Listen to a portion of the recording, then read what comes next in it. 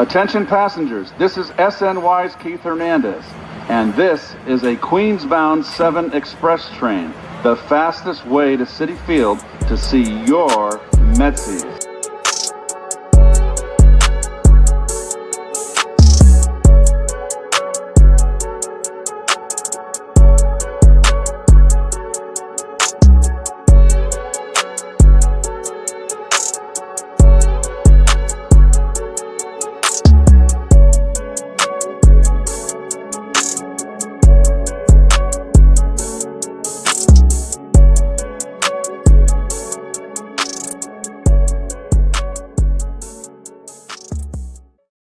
What's going on, everybody? What is going on? It is your host, David from Top Bunk Sports, and I'm here with my guy, Amish and Chris, my other host. Fellas, how we doing today? How we doing? Oh, we feeling great. We saw some runs today, boys. Yes, sir. Amish, talk to me. How we feeling, bro? I mean, perfect. All's good. You win 19-5. What's there to say? Absolutely. The Mets. Hey, first team to 20. 20 wins on the season. Remember where we were last year in April? How that felt. Man, it took us to like June to get to 20, right? Exactly. The struggles, man. The struggles. But like Chris said, man, first team to 20 wins. And the Mets responded today exactly how you wanted them to respond after last night's horrendous loss. The offense was definitely there. They responded, like I said, they responded in a way they needed to respond. But, let's not get too caught up on our game that we played today. Let's go back because it was a 4-game series. Game 1 started out in our favor, but didn't end the way we wanted it. Chris, talk to me about your opinion on that game. What went right, what went wrong, and how you think the Mets could have adjusted. Well, game 1 was frustrated from the very beginning. It was like 3-zipped all the way down to the 8th inning, and the Mets pulled one out. I don't know, Vienzo showing off the wheels. I don't know what wheels were those, but hey, it worked out. They scored 4 runs that inning. And you were thinking, okay, 3 more outs. We won that. We pulled one away, take one away from the Nats, and start the series great. But unfortunately, McNeil's nice play at second base kicked the ball to center field, and there it goes. And then the game was over right there. But frustrating loss right there because we had the game, we had the lead in the 9th inning. And usually when teams, especially with this bullpen, Stanek was at the time lights out, but unfortunately, we have a guy named C.J. Abrams that he cannot see the Mets because he sees the Mets, he becomes Barry Bonds. So hard to get that guy out. And Dylan Cruz is gonna be one annoying guy for years to come. So this is my first look at him, and I'm not liking it. You got to control that kid because the Nationals gonna have a problem. They got a nice core there, but game 1 was upsetting loss. That's all I can say about that one. Before we get to Amish, AP's in the building. AP, what up, my guy? AP obviously dealing with some. What's going on, guys? He's here. He looks like he just woke up from a nap. No, I'm joking. Well, putting the kids to sleep is never easy, but these early games, like afternoon games, are tough because it's like the game ends and then the kids are like running around. So just got them put to bed. So I apologize. But just trying to catch up. This series, I gotta tell you, super annoying for a lot of reasons. Obviously, we split, but we should have swept them, and we blew 2 games. So it literally took them to score 19 runs and Nimmo to have a historic game for me to like kind of forgive yesterday's game. Not really, but it really did take a lot because both of those games were the most upsetting games of the season, and all of a sudden our bullpen is not performing the way it should be, and we have a key player out for some time. So the bullpen definitely looks a little bit different, and we have some problems now. So I don't know how they're going to address those, but definitely need to fix that up, especially with the upcoming games that we have. Yeah, I mean, yeah, this bullpen was a little shaky this series. Amish, give me your thoughts on game one and what you thought went right, and obviously what you thought went wrong.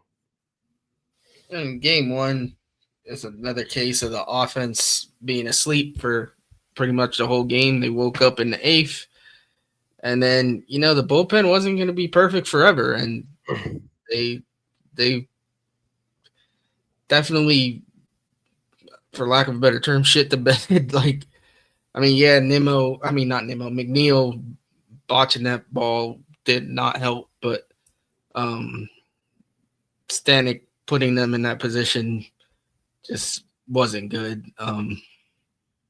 It's tough. You blow a start that Senga again looked pretty solid. I don't know that enough can be said about that dude. He's pitching the way we all hoped he would.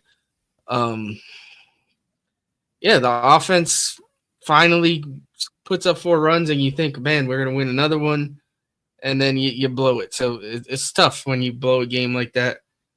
Um, Not much else can be said. You just gotta they gotta put themselves in better positions to start games like that. You can't be digging holes against a team like the Nats that are 3-0 hole, and then you got to climb out of it, and then you end up blowing it anyway. I mean, at that point, I'm almost rather just lose the damn game 3-0, to be honest. But it is what it is. Hamish, I agree with you so much. It was one of those games where they were like going through the motions, and you were kind of like, man, this is like a loss. Then they give you that rally in the eighth, and you're like, holy crap, we're gonna pull it off just to lose that night. Like, I was like, yo, I really would have just you just continued 3-0. It really annoyed the crap out of me. Like, those are kind of, I don't know how to. It's almost like they're soul crushing, because it's like you go from the whole, like, you've kind of accepted that this shit is just not your night, to like, holy crap, we're gonna pull this shit off, to, oh no, we're gonna lose in heartbreak fashion. Like, I that was such an annoying loss. Like, I was so mad at that loss because of the way that it transpired. I didn't understand why McNeil couldn't get a glove on that ball, why McNeil was playing second base, why McNeil was there. Yes, I'm probably going to get something from somebody like, oh, but McNeil's just coming back. But I just feel like McNeil shouldn't be playing second base in crucial times, especially in the ninth inning when you have a defensive player in Acuna that gets to the ball better. I don't know. I just think that was my biggest worry with inserting McNeil back into the lineup, was just the chemistry that was there, and we saw it immediately happen in the first game. But Stanek also didn't do himself any favors. He didn't pitch well at all, and for all those people that are talking about, oh, Diaz, Diaz, Diaz, we saw what life without Diaz would be, and it's not pretty. So he is what he is, but he's our best relief pitcher. So we got to roll with him, even though he's going to drive us crazy. And I don't know, Stanek in this series, I had a lot of faith in him. I still have sort of some faith in him, but I see some ugly spots coming up with him, and I just feel like, to me, I don't know how reliable the guy is. I don't know if I'm running to put him in key spots right now. I really would love to see Nunez come back, but I see the numbers in AAA. He just had a 1-2-3 inning for like the first time since he's been down there. So I don't know what's going on. But a couple of the guys that I was hoping to get into this bullpen, in case there were issues, just aren't cutting it down there. Right now, Genesis Cabrera is getting lit up in AAA, and Nunez has an ERA, I believe, in the 5. So I don't know what's going on. Maybe they're bored down there. Maybe it's just, I don't know what it is, but it's not pretty. So I don't know if we could rely on bringing them up, but as of now, Stanek is worrying me. Obviously, Danny Young has been pitching better, but I don't really trust him much. Budo, who we'll get to in Game 3, I don't know what's happened to Budo, but man, that dude is not in the circle of trust like Evan Roberts says. So I don't know. I don't know what's going on. But we need to get these guys AP good because right Budo's now just Budo's just pitching to his name. That's all it is. He's butt. He's butt. He's living up to his name. That's all it is, bro. That's what it is. He's butt. He's Jose. So butt. we do not like big butts and we cannot lie in this situation. No. I would never lie on that brother's name because he's butt right now. Yeah, he really is nasty. But that game was demoralizing because of that. That's where I stand with Game 1 on Friday. The standing thing is a bit surprising because it's not who he is as of right now. In the last 7 games, he has for the season overall, he has an 0-2 record as a reliever, and in the last 7 games, he has an ERA of 6.35. He's given up 8 hits and 4 runs with only 5 strikeouts and a WHIP of 2.12. So this is super random, but to anybody that is listening, the next couple of hours, final hours for you to get 25% off on the Fanatics website. They're giving the New York or Nowhere stuff out. A lot of the stuff is sold out, but they got some of the hats still there. So if you didn't get a chance to get some of that merch, it is available on Fanatics and it's on 25% off. So just, giving you guys, doing a favor in case anybody was interested in that. Appreciate that. I might actually take a look at that myself. But yeah, Stanek again hasn't his velocity is there, and the movement on his pitches, especially his fastball, are there. He's touching 97, 98, 99, 100 with his fastball. But in terms of location and in terms of him, just trying to get major outs in the bullpen, he's kind of been, especially in the last 7 games, he's kind of struggled a bit. So again, it's one of those early debacles for him right now. Jose Budo, like you said, is just on another. You can't even explain it, but we'll get there when we get to Game 3. Game 2, I just got one thing to say for Game 2. Francisco Alvarez.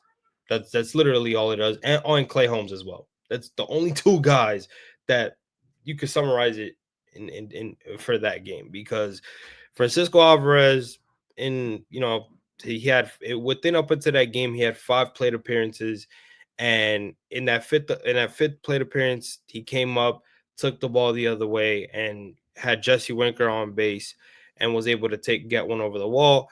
And that would be all she wrote. The offense really didn't do anything after that. They obviously did muster up 8 hits overall as a team, but they couldn't score any runs.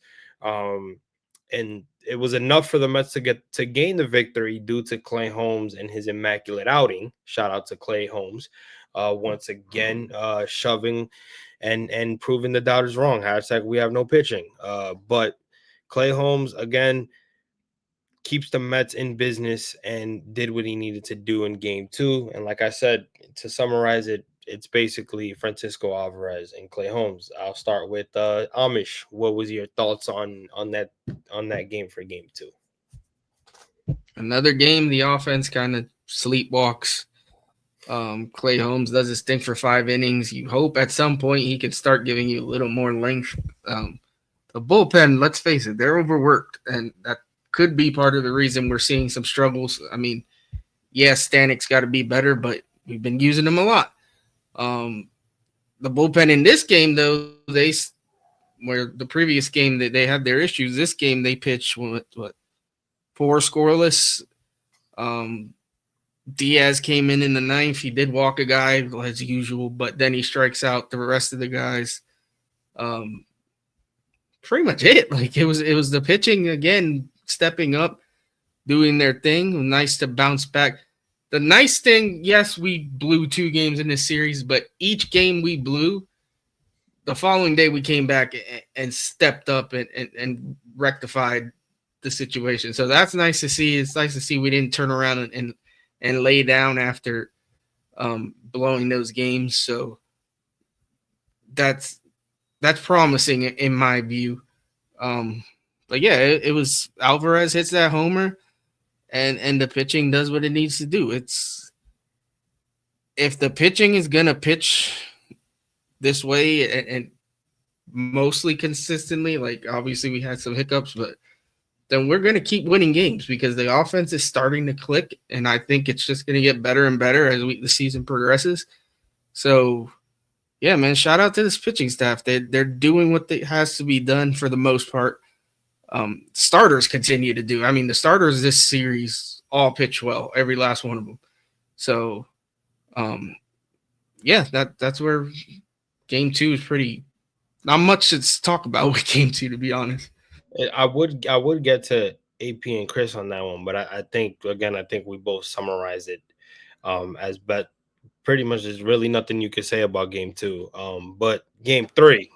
Well, Todd, before we move on, I think I'd be remiss without, and I'll bring this all to you. This offense has just been, except for, funny enough, we're gonna talk about offense for the first 3 games. Well, 2. The first 2 games, the offense was just sputtering. It was just sputtering.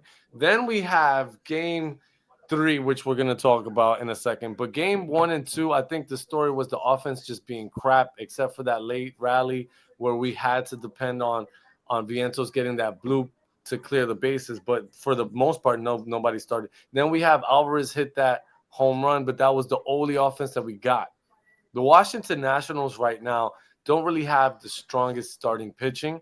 So for us, and their bullpen sucks. So for us to only get, I think it was 6 runs in 2 games, it's kind of blah. I felt like the effort, and I mean we're not getting. This was the first series that we've seen, like, except for the last 2, like I said, like we saw kind of our better players not really like do much during that time. But I don't know. I thought that was concerning, but I mean, again, Clay Holmes did his thing, like you said. But yeah, we've got to get more steady offense, and it has to be a group effort, and we'll talk about the offense going forward. But obviously, those first 2 games, I think the offense was just like dead. So I don't know. I would like to see it to be more consistent, and hopefully everything be consistent because our pitching's be keeping us in. But that's where the story of this series was kind of like weird because it was our pitching that kept us in these games, and then like the days that we lost, it wasn't there. Yeah, I mean, again, it was one of those things where game 1 and game 2, the offense was completely shit, and then they come into game 3. And it was like life came up, the sun beamed on them to start the game. And you thought everything was going to be nice and easy. Scoring 5 runs in the first inning and then, scoring another run in the second inning and then Luis Torrens giving you the 7th run. You kind of thought the game was over. You thought, the bullpen could hold it down. You give Tyler McGill, who, by the way, pitched a phenomenal game. Like they completely dropped it for that, brother. You talk about a guy who we've been praising all year because he's been able to stay consistent and he's been able to have strong outings. A guy who never had, who basically doesn't know what Tyler McGill consistency has never worked.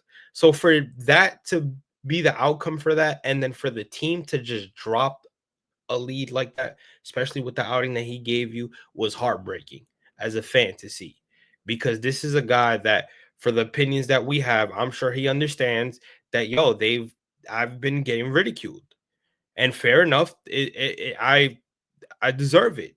So for him to have this start that he's had for this season, and then to come out in that game and to pitch his ass off, going 6 strong, collecting 9 strikeouts, he only gave up three hits. Obviously, those 3 runs that are on his stat sheet were because of the men that he left on base when Carlos Mendoza took him out and then brought in Jose Budo.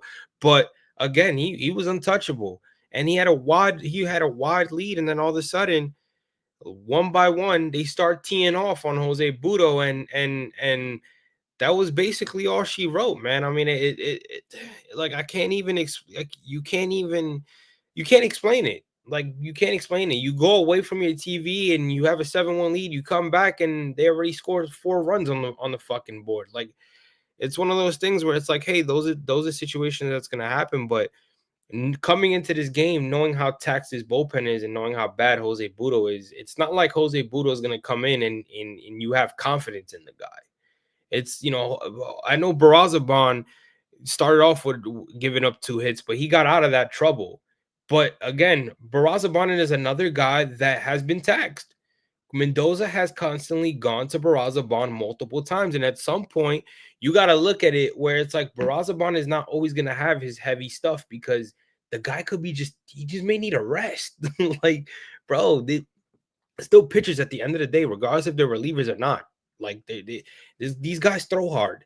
So Barazaban being able to get out of that, again, it was thank God. But then Stanek comes in and Stanek starts having trouble. And it goes back to Amish's point where it's like, yo, maybe it's not really on Stanek just having trouble because of his command or his location, which it shows on where he's throwing the ball. But maybe it's just because he's tired because Mendoza constantly goes to him.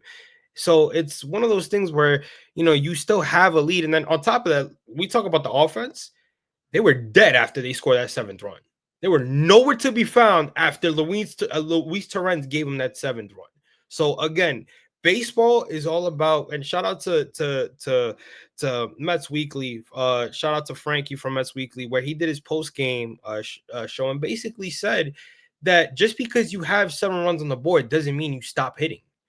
Baseball is a game about consistency and adding more runs regardless of the lead. If you're not going to add more runs and you at the end of the day, you have to keep adding to your lead. That's what baseball is all about. But Chris, I'll give it to you first. What your thoughts on that horrible game? And what was your opinion on all that? Oh, I'm gonna be honest with you. I was playing softball that day, but man, I saw the score and I'm like, it's 7-2. I looked at the score, 7-2, bottom of the 7th. What more can I do? In my mind, am I thinking they're gonna lose the game? No, I'm not thinking that. Couple of, I finished playing and everything. I'm like, okay, it's another dub. We're getting one more and we win the series. When I look 8-7, I'm like, wait, what happened? And then I go back and I check the highlights and everything, and I gotta say, man, Miguel, he keeps proving that he should be on the rotation. It's not his fault, he pushed it to the 7th inning. He left. He gave up. He left guys on base, and unfortunately, the bullpen Budo is being Budo. Like that's his name. He's just, and it's consistently. It's not every. If you notice, players that he's inherited has all scored. But when he starts the inning clean, he does really well. But when he has runners inherited, he lets them all score. So that's an issue right there. And the bullpen let him down, man. Miguel, it was a great effort by Miguel, and unfortunately the bullpen let him down. And Stanek again blew the save. 2 times in a row. We talk about, like AP said, I know Diaz gives us heart attacks, but hey, listen, I'll take a heart attack with a win. I won't take a heart attack with an L, man. So Stanek twice, blew it. It's unfortunate, but they should have scored more runs. You cannot go into an inning when you have 3rd and 2nd with no outs and one of your top dog, your middle of the lineup is up, and you go in with not 1 run. That's you deserve to lose. At that point, you deserve to lose. Absolutely. So they just got to be better with runners on. I don't know if it's they're allergic with runners on base. I don't know what it is, but when they see runners on base, they tend to not bring in those runs, those easy runs. So what were the Nats doing? They were bringing those runs in. Unfortunately, we got too comfortable with 7 runs. 7 runs shouldn't be enough. You should keep attacking, as we'll see in Game 4 what happened. But that's on them. They deserve to lose that game. Amish.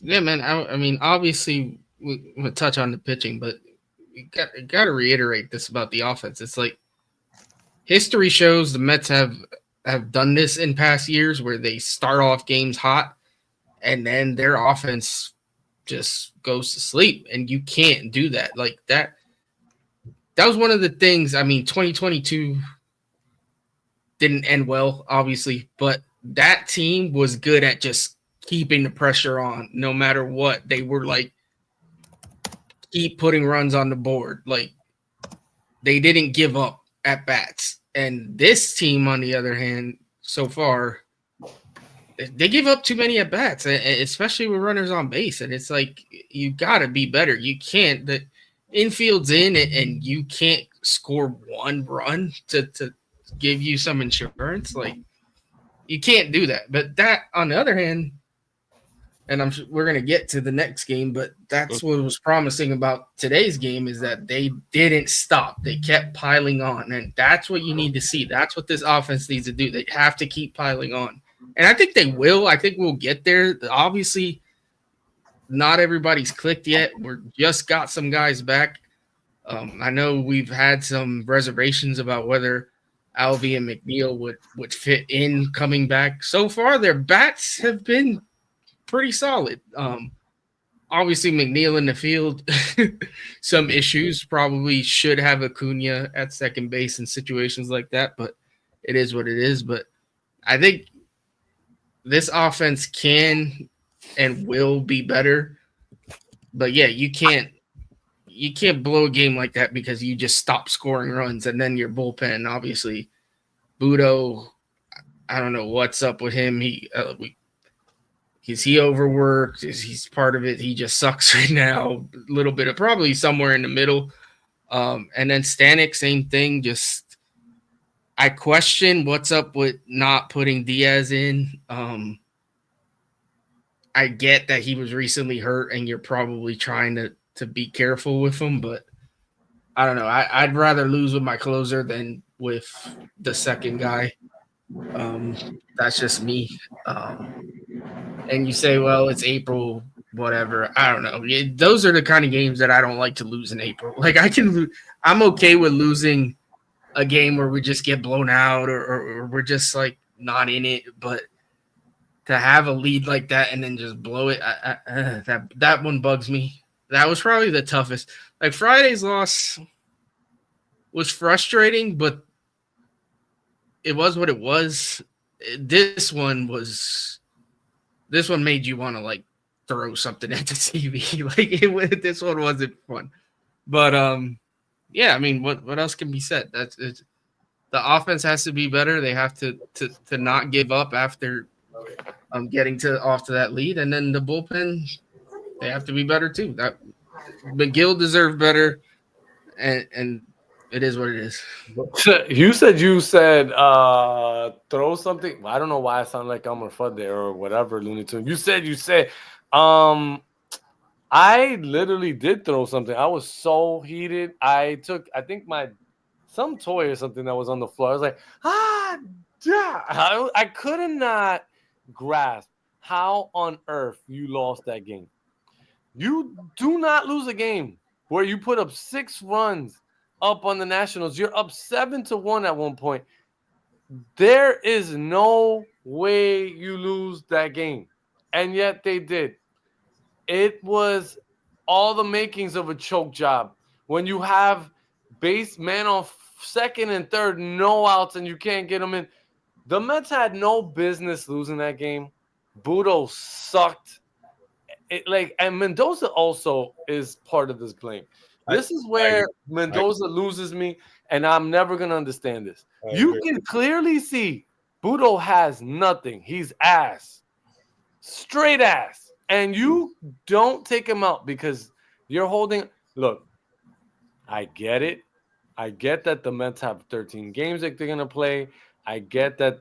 But you're going to blow a game where you're going to use 3 relievers anyway.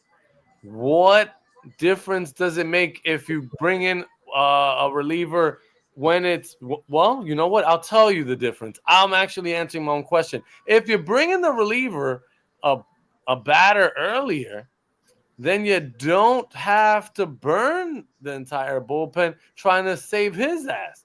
Because maybe if you keep it at 8-3, maybe you bring it, or 7-3, whatever. Maybe you bring in the arena in that game, and then you don't really worry about any of the other arms that you need. But you didn't. You lost the game based off a bunch of it was just like the karma was off. Like we got the 6 and we became complacent, and that's one of the things I do dislike about sports: the complacency. You gave away at bats. You didn't look like you had that killer instinct. I get it. You scored 6 runs. Big whoop. I hope, you know what? I hope that this teaches your dumbasses keep the pedal to the metal. We saw that on Monday, but we didn't see it on Sunday. Unfortunately, a game early. We just said, you know what? We got 6. We got 7. That's enough. Wasn't enough. The pitching was atrocious. Budo has been the epicenter of the problems in our bullpen.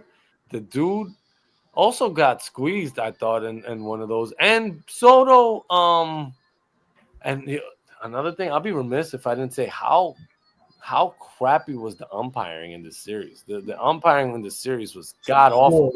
Review after review. Go ahead, Amish. What were you saying? No, I was agreeing with you. They were absolutely horrible. Let's not forget that triple play that they completely missed. Thank you for bringing that up. They killed. You know what? As much as we want to kill the Mets for Friday, the freaking umpires took an inning away from us. That who knows what we could have gotten if we would have gotten that inning at least. Yep. Who knows? But and those umpires don't get nothing. They don't get a slap on the wrist. They don't get reprimanded. They don't get publicly admonished. They don't get nothing. They continue to keep their jobs. That awful umpiring shit happened even into Monday, where the first base umpire, I don't know if he had a hot date, if he was trying to leave. Every play, and I think he was the one that had the crappy call on Friday. Well, if the ump on Sunday doesn't miss that call that in the Budo inning, we're out of that inning. That was a strike. It was like practically down the middle of the plate, and he called it a ball, and that's it. All snowballs. And ball one was a strike too that he didn't call. Yeah. You want to know what? You want to know what's even funnier is to AP your point about Mendoza's decision making, is that Budo doesn't have great numbers of running and scoring in position. You know who does have good numbers of running and scoring position? Kranick. And when was the last time Kranick was in before today? To close out to close out the third game against Philly to get the sweep, which means he's had 3 days off, and you could have put in your better reliever with runners in scoring position than throwing out a guy who hasn't proved yet that he can get up. I know that may not mean much to certain people, but when it comes to decision making, that right there is an easy one for me. But Kranick did pitch on Saturday though. Did he? Okay. Yeah, he threw 2/3, and he normally doesn't use Kranick 2 days in a row. So I missed that. Yeah, but no, to your point though, he does have a tendency. You almost feel like he pre-planned what he wants to do with the bullpen, and then he just doesn't want to deviate from it. Like today, granted, I think people were overreacting. Yeah, we had plenty of huge lead, but today I can also see a world where your Reyna continues to give up runs. And because Mendoza had it in his head that he didn't want to use anybody else, he would have got it down to like a run and been like, fuck it, I'm still leaving him in there. I'm going to use him. You think that there's something wrong with Diaz? No, I just don't think he wants to overuse him. Yeah. I'm a little worried. And he's playing it safe. Yeah. And maybe. It hasn't been – let's be honest. Diaz hasn't looked strong. So when he does get an outing where he does get the problem with Diaz is this. Diaz doesn't know when to mix up his pitches. When he's throwing too much sliders, he keeps going for his sliders. When he keeps overthrowing his fastball, he doesn't know when to get away from his fastball. So the situation, not only is that a problem, but the other problem is that he just walks too many guys. and he makes the ninth inning hard for himself. He always has a man on base in the ninth inning. He doesn't have the firepower that he used to have, and I don't know if it's because of maybe he's hurt or maybe it's just rust, but in that situation, I think Mendoza's looking at it from a standpoint where it's like, listen, I already used this guy for the save. Let him get his 2-day rest, and then if I can use him again, I'll use him if I have to. I do want to throw in a counterpoint to the trying to save him bit. I think that's what he's trying to do, but I feel like if I'm remembering correctly, Diaz tends to pitch better when you use him more. Oddly enough, he gets in a rhythm. When he's pitching every other day, every 2 or 3 days, he loses his. It's like he's starting over again. But then what you start to last year when he kicked it into gear was towards the end of the year. We were using him because we were having to use him a lot more. We were trying to get to the playoffs, and he showed like he looked like old Diaz. And I feel like maybe we're kind of stuck in like the middle here where you don't want to overuse him, but at the same time, he pitches better when you use him more. So it's like, yeah. I mean, I do agree with you on that. I just try to find a loophole for Mendoza because there's no other, to your point, he does pitch better when you keep using him. It's just at some point, it's like when you have these games where you don't need to use him, can this bullpen actually keep the lead to where we don't need to fucking use him? Like, did you guys get a chance to talk about that Minter injury, by the way, in the middle of the series? We did not, because we're so focused on the outcome of these games. That to me, I think is yes, AJ Minter suffered a tricep injury that will likely keep him out for a couple of weeks. It did not look good. Well, he said tricep, but it turned out to be a lat. The lat tricep, which is crazy. Like it went from tricep to lat, and I was like, "What?" Like, really crazy. What? Another thing that I don't know that we've spoken on, which it's not going to help us in the immediate future, but we did sign Brooks Raley. Yes, in the middle of that too. Help us later on in the year, another lefty arm, so that could be a big signing. Yeah. I think that would be a really. I was always hoping that we did sign him. Then we, especially with Danny Young being there, like I was like, oh, and now Danny Young seems to be getting things right. But I really like Brooks Raley, and I think that he's one of those pitchers that's a lefty that could actually get righties out. Sometimes I feel like he gets righties out better than lefties, but either way, like I just think that he was a reliable arm, and if he has anything that he can provide this team, like I would love to see him come back up. But right now our bullpen took some hits. I don't know where we're gonna go to replacement to really, because he was having a decent year, and with all the lefties in this division, you just wanted to make sure that you had that protection. Like I've always been an advocate for this team having more than one lefty. I didn't like for so long. It's been like kind of like a running trend with the Mets, only having that one lefty and burning them to the ground. We saw that with everyday Pedro Feliciano, rest in peace, but he was like burned to the ground by the time he left. And I think the Mets have a tendency to always do that. So it's good to see the Mets have more than one lefty, and knock on wood, Danny Young can become that reliable force that we need him to. He's shown some good outings lately, so we'll see. But I don't know. Just really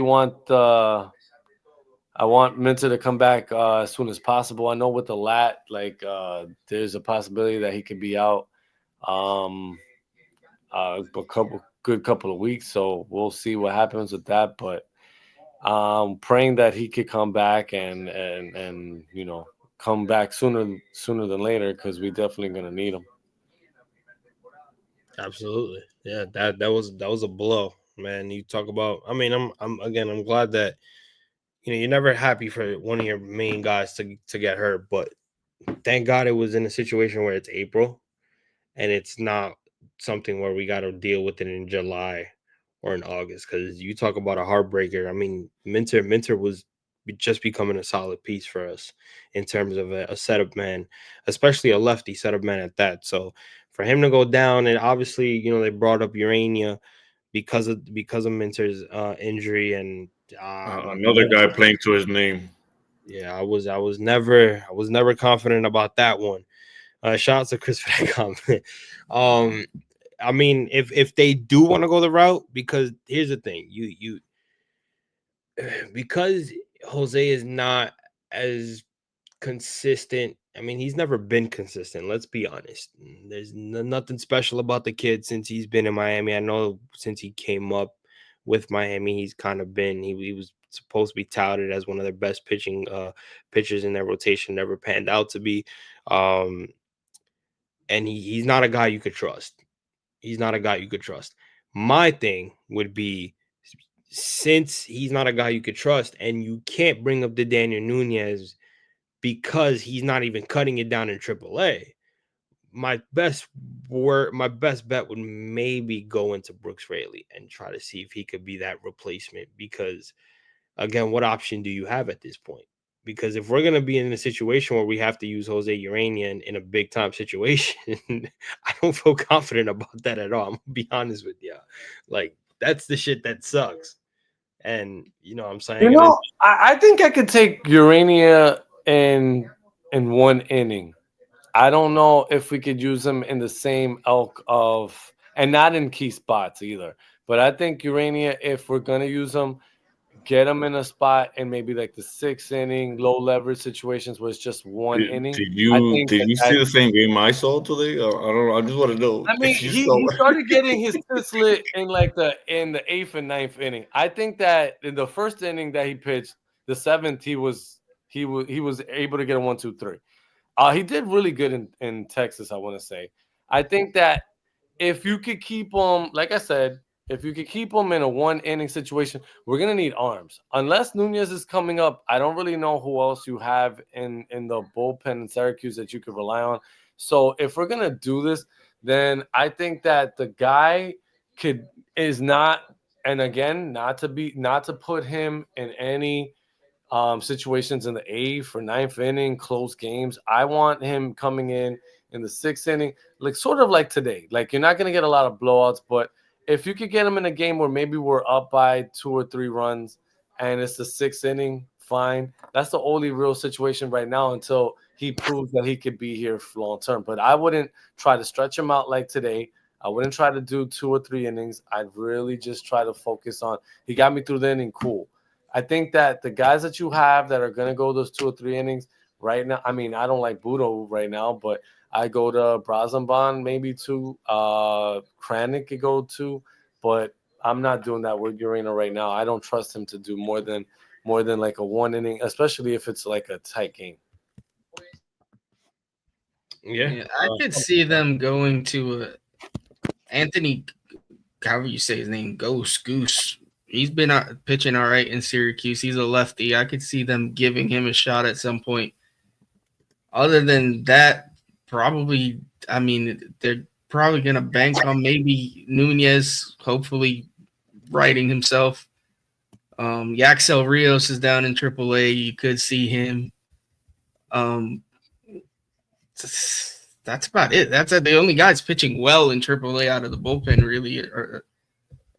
That's it. Like, everybody else has been struggling pretty bad. So, and Rayleigh's got to rehab for a while. Like, he's still hurt. So yeah, I'm hearing he's not gonna get here until maybe June or at the earliest. I think. Yeah. I mean, listen, they got a couple of things to figure out in terms of that Minter injury has kind of put them in a little bit of a situation. I do understand, not putting Jose Urania in a big time situation, but again, it's also in a situation where if he does come into an inning and then he ends up putting on multiple runners on base. And if that becomes a situation where that you're talking about runners on base, this boy Canning, man. Well, this 4th game had me a little nervous at points, but Canning continues through. he continues to like. It's funny. He gets these guys on base, and he just wiggles out of these situations. And I'm like, man, I don't know how you do it, but he's been an interesting guy. Like, and this is the first time I want to say, if I'm not mistaken, in his career that he's been able to pitch 3 games in a row where he has 1 run or less. Like, yo, the pitching lab dudes deserve a raise because, man, this guy has been, yo, Tuesday against the Philadelphia Phillies. We were sitting there talking about that game, just saying, I don't know how we're winning this game. Like, how is this man going to beat Sanchez, who was so consistent and probably the Phillies' best pitcher up there with Luzardo? And this man held the Phillies like down. Like, he basically shut down that entire offense the whole entire evening. Like, it was incredible because they were getting people on. It felt like the Phillies had people just like today. Had people on every inning, but somehow, some way he would conduce ground balls to get double plays and strike out people that you were like, wait, he got him out? Like, how? It's incredible what the guy's been doing, but I do need him to figure out a way to get more consistent outs without getting people on base, because I don't know how long you're going to be able to continue to get people on base before the damn breaks. Right now, he's able to get it out, but today it was like almost everybody was on base, like the leadoff hitter, the second batter in the inning, and then, the double plays and whatnot. But I need him to be more consistent with avoiding the walks. I think the walks are killer. He needs to eliminate those walks because those walks are driving up his pitch count. The guy is basically a 5-inning pitcher at this point. And I'd like to see him at least go 6, save our bullpen a little bit. So try to get out of throwing so many pitches. Yeah. Well, we move on to the fun game, which was today. The Mets offense responded in a way that you needed them to respond. They win today and split the series, but they win by a score of 19-5. And they hit a total of 21 hits.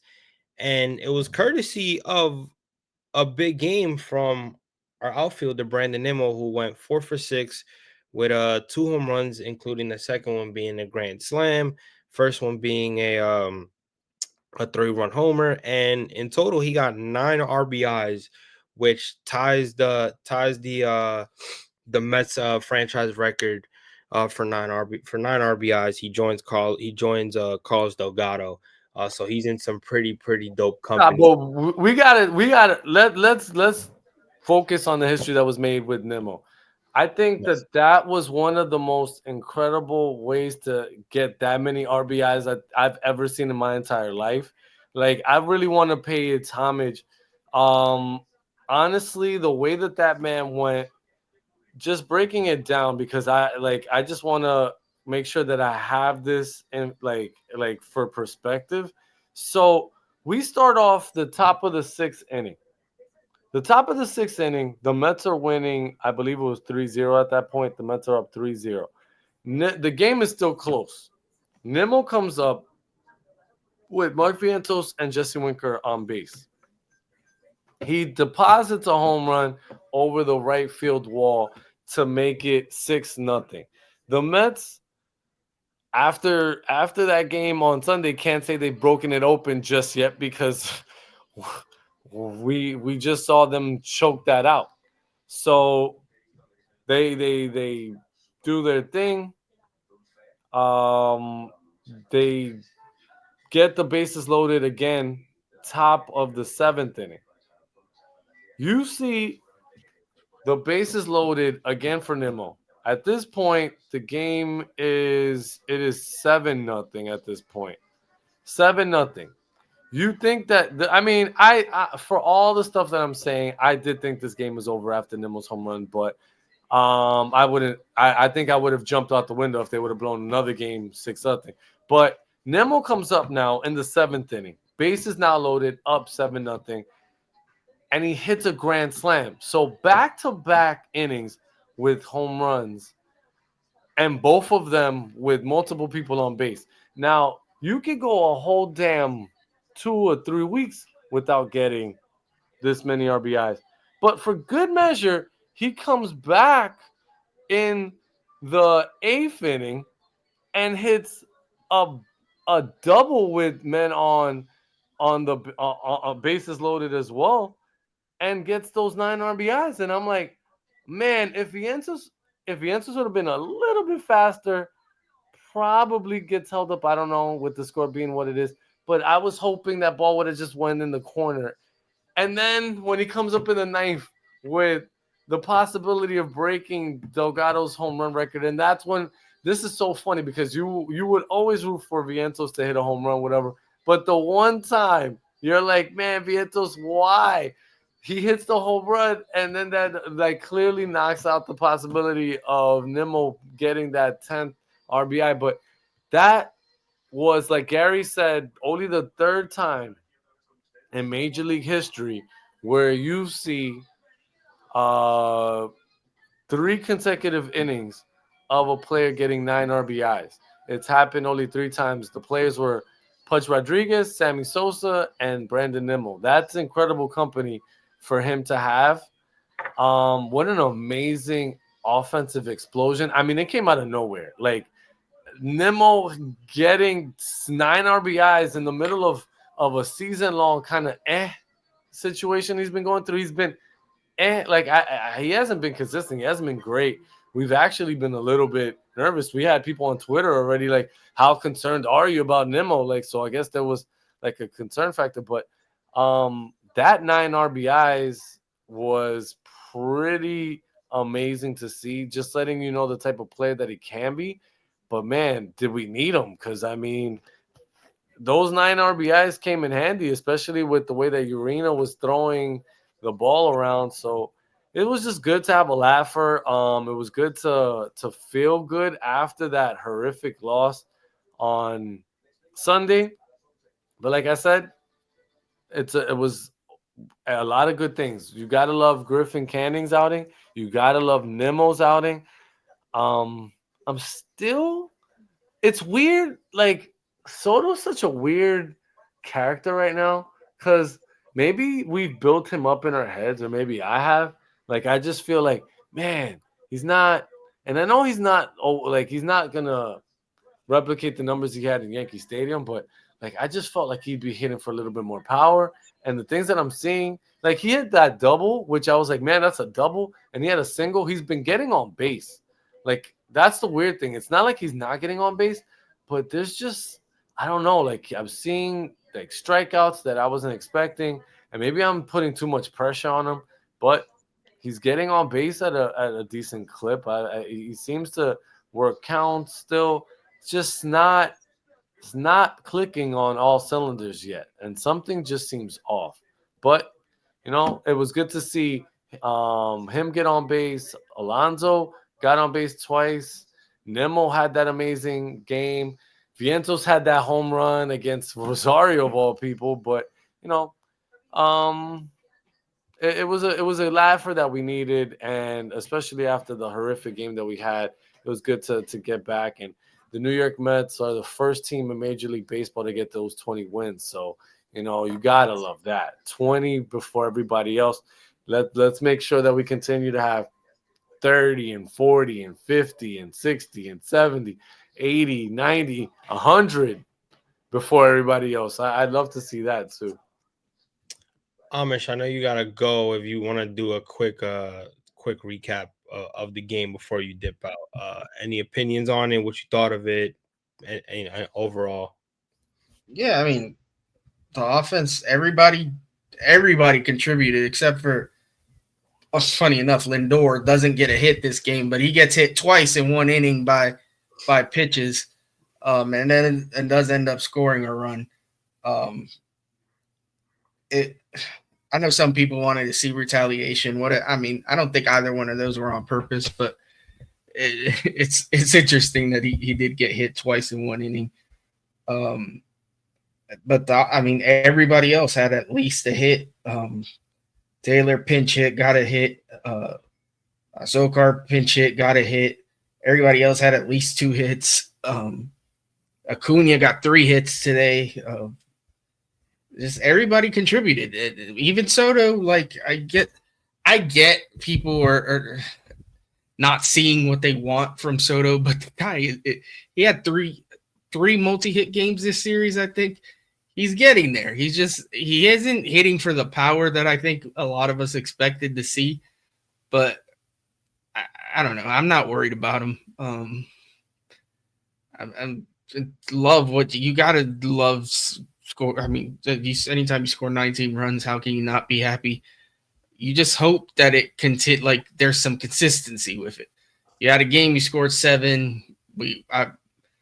Obviously we all said they could have done more damage. Then they turn around and score 19. Like, keep it up. Tomorrow, don't go out there and put up just 2 runs. Like, at least get 4, 5, 6 runs again. Like, before you dip, I wanna get your take on this upcoming series, because the D-backs, I believe, will be there all the way to the end. Do you think, one, how do you think that the series is gonna go? And how important is it for the Mets to show up in this series against the D-backs? I mean, the D-backs are a solid team. I don't think they're world beaters by any means. I think the Mets have shown that they are a much better team at home, and that's probably going to play a factor. The fans have been showing up and showing out like all season so far. I don't expect it to be any different. And the pitching matchups, I mean, you got Peterson against Rodriguez. I like our chances there. You know, Rodriguez is a lefty, and we know we can be hit or miss that with lefties. Corbin Burns is going for them the second game. We don't have a pitcher listed yet. And then they're saying that it could be a potential AAA lefty. I forgot the guy's name, but the Mets want to go with the lefty because apparently the Diamondbacks suffer from the left-hand side. Yeah. And then you got the last game, you got Gallen against Senga. Senga, obviously, we've sang his praises.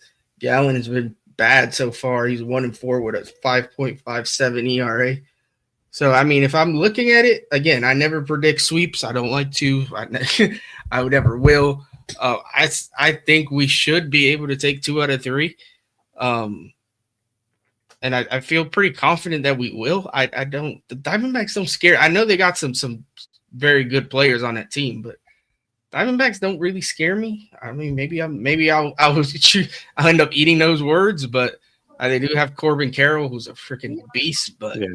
No, I guess the only reason I bring that up is because of the fact that we won the season series last year was the reason we got into the playoffs. So, you know, just thinking about that and the fact that I think that they should be a fairly consistent team when the pitching gets there. So, you know, especially with I hate that MLB did this.